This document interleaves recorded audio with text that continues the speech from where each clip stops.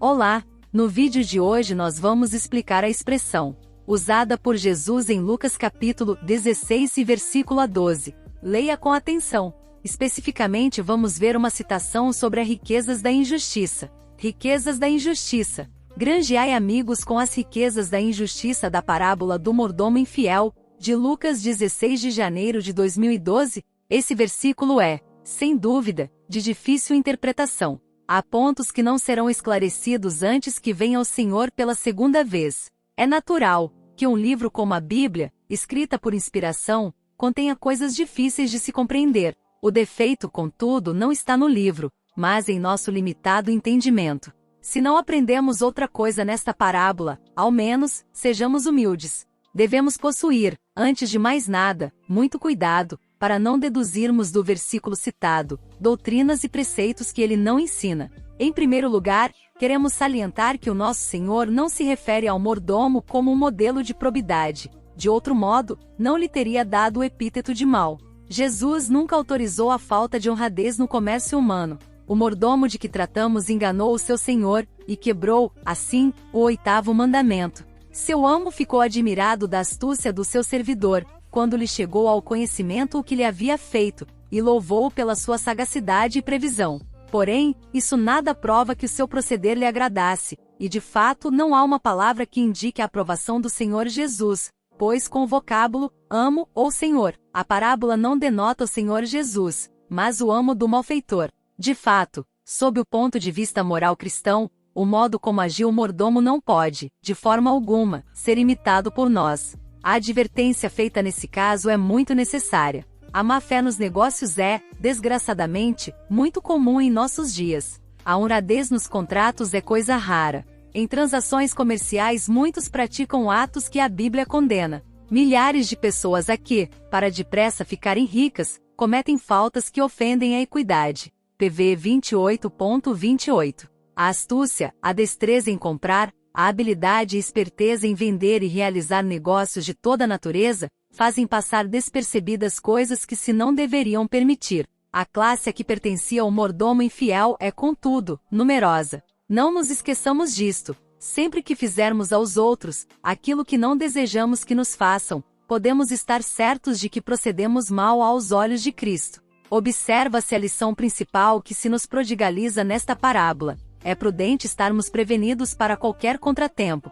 O modo como se portou o mordomo infiel, quando soube que seria prejudicado seu futuro, foi, indubitavelmente, hábil e sagaz. O diminuir partes das contas do que devia ao seu senhor, era um ato de má-fé, mas, sem dúvida, com ele adquiriu muitos amigos. Pervertido como era, não descurou o futuro. Desonestas como eram as providências que tomou, não deixava, contudo, o mau servidor de atender às suas próprias necessidades. Não cruzou os braços, nem deixou que a pobreza fechasse as portas de sua casa, porém meditou, raciocinou, fez seus cálculos e pô-los em execução, sem receio algum. O resultado viu-se, não ficou desamparado. Que contraste surpreendente observamos entre o proceder do mordomo infiel em referência aos interesses temporais, a maior parte dos homens a respeito das questões espirituais. É sob este ponto de vista, unicamente, que o mordomo infiel nos dá exemplo que devemos imitar. Como ele, é mister que cuidemos do nosso porvir.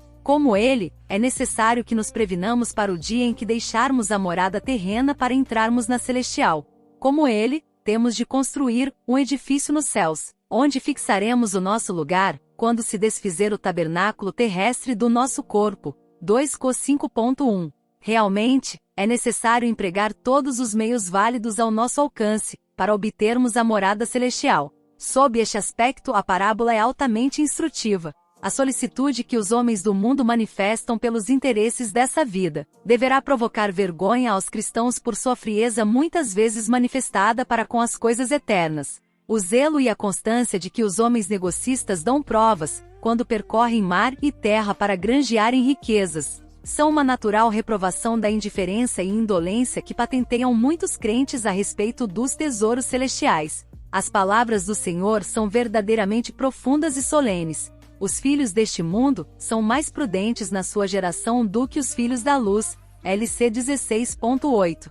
Nosso Senhor nos ensina, com essas palavras, a sermos escrupulosos, fiéis em tudo, e nos previne a não pensarmos que o procedimento, em assuntos pecuniários, de conformidade com o mordomo infiel, seja coisa insignificante. Jesus quer que não nos esqueçamos de que o modo como o homem procede em relação ao muito pouco, dará uma prova de sua índole, e que a injustiça no muito pouco é grave sintoma do mau estado em que se encontra o coração. Sem dúvida, não nos dá a entender, nem por sombra, que a honradez em questões pecuniárias pode tornar justas as nossas almas ou purificá-las dos nossos pecados. Porém, ensina-nos, clara e positivamente, que a má-fé nas transações é sinal de que o coração não é reto aos olhos de Deus. O ensino que o Senhor nos dá há de merecer consideração muito séria nos tempos que correm.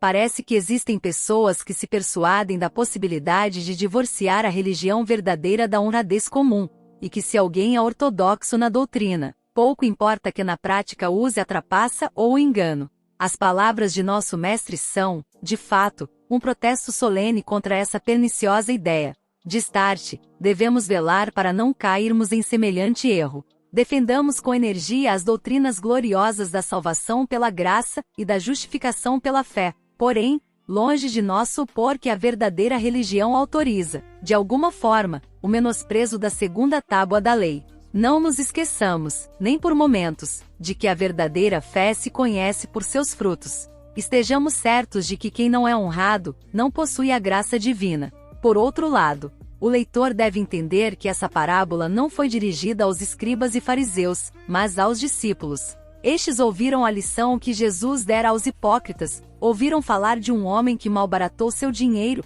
e também de outro que havia empregado a má-fé. Em sua presença, tinha-se descrito com cores vivas o pecado da libertinagem. Era coerente que se lhes oferecesse agora um quadro de uma falta menos chocante, a da fraude e engano. Finalmente, podemos dizer ao leitor que 3 são, a nosso ver, as lições contidas nesta parábola. Item: é prudente estarmos preparados para o futuro. Item: é importante fazer bom uso do dinheiro. Item: temos de ser fiéis, mesmo nas coisas menores.